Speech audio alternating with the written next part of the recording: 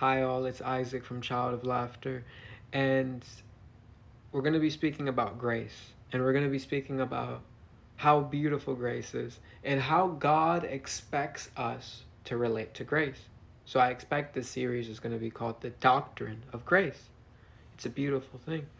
All right, so let us get into it, because there's also a little bit of excess sometimes in beliefs when it comes to grace. So let us go into it. Let us go into it.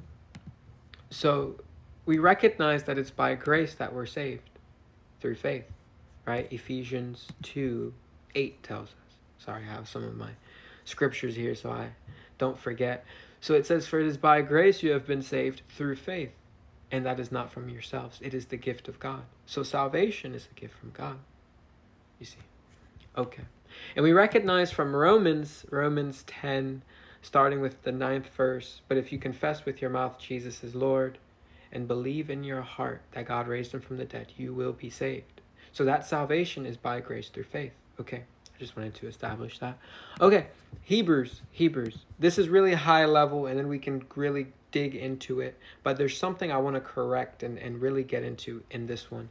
So Hebrews 4:16 says, "Let us then approach God's throne of grace with confidence so that we may receive mercy and find grace to help us in our time of need." So we recognize that God's throne is called the throne of grace.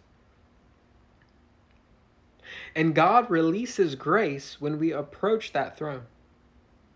And it's by justification that we can approach the throne of God. You see. But there's something about grace.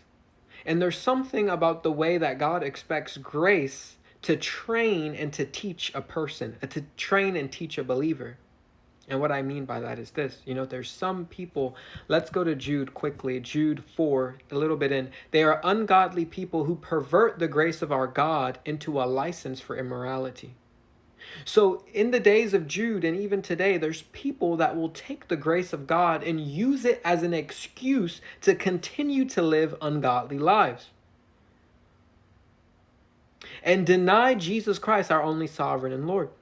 I want you to recognize that Romans said, if you confess with your mouth that Jesus is Lord, you made a commitment to his lordship.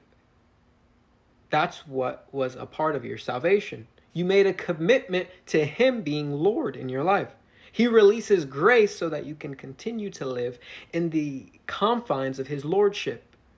Okay, this is a little bit long, so I'm going to come back in the second one.